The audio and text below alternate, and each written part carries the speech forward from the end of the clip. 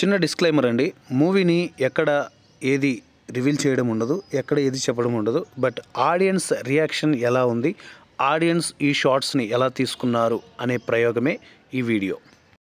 First of all మీరు ఈ trailer చూసేయండి.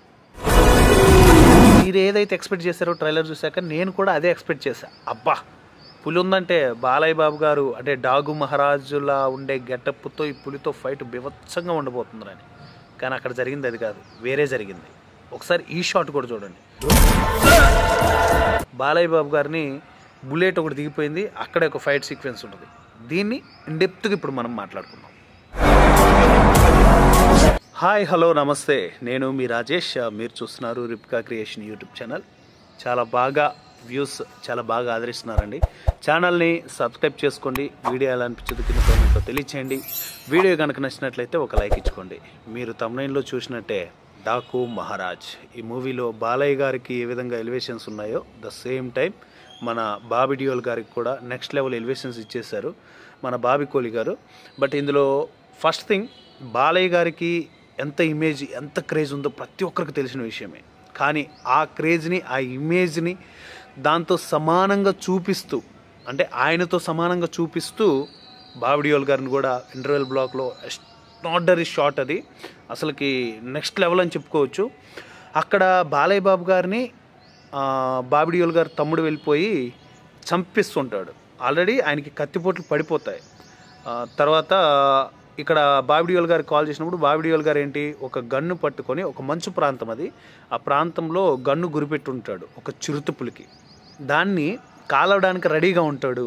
ఇక్కడేమో వీళ్ళు వేట అనమాట, ఇదొక జంగల్లో జరిగే వేట. బాలయ్య బాబు గారి బాడీని కట్ చేస్తూ ఉంటారు. ఆల్రెడీ ఒక బుల్లెట్ దిగిపోద్ది. తర్వాత బాలయ్య బాబు గారిని కట్ చేస్తూ ఉంటారు, అంటే నరికేస్తూ ఉంటారు. ఇలాగా అన్ని కత్తిపోట్లే అనమాట. ఫైనల్గా చూస్తే అక్కడ బాబీ డియోల్ గారు చెప్పే డైలాగ్ ఏంటంటే, వాడిని చంపడానికి గన్నులుంటే సరిపోదు, కలేజా ఉండాలి అని చెప్తాడు. ఇక్కడ చిరుతపులిని కూడా కాల్ చేస్తాడు బాబీ డియోల్ గారు. బుల్లెట్ దిగిపోతే అది పడిపోద్ది. అక్కడ బాలయ్య గారు లేస్తారు, ఇక్కడ చిరుతపులి కూడా లేస్తుంది. కానీ జరిగే ట్విస్ట్ ఏంటో తెలుసా, అక్కడ బాలయ్య బాబు గారు వాళ్ళందరినీ ముక్కలు ముక్కలుగా నరికి వాళ్ళ తమ్ముడు తల కూడా నరికేస్తాడు. ద సేమ్ టైం ఇక్కడ బాబీ డియోల్ గారు కూడా అక్కడ ఏదైతే సీన్ జరుగుతుందో దానికి పూర్తి రివర్స్ అనమాట. బాబీ డియోల్ గారి మీద వచ్చి చిరుతపులి ఈ ట్రైలర్లో ఉన్న షాట్ లాగా వచ్చేసి ఆవంతరం మీద పడిపోతుంది. బాబీ డియోల్ గారు కత్తిలో అడ్డం పెట్టేస్తాడు, దానికి దిగిపోతుంది. తర్వాత దాన్ని పొడిచే చూపాడు. కానీ టాప్ యాంగిల్ నుంచి కెమెరా అలా కిందికి దిగుతున్నప్పుడు బాబీ డియోల్ గారు దాన్ని చిరుతపులిని మీద నుంచి ఇలా పక్కకు పడేస్తాడు. పక్కకు పడేసి కాలు మీద కాలు పెట్టుకుంటాడు. కాలు మీద కాలు పెట్టుకొని, అంటే సమ్ ఏదో ఒక డైలాగ్ ఉంటుంది, డైలాగ్ ప్రాపర్ గుర్తులేదు.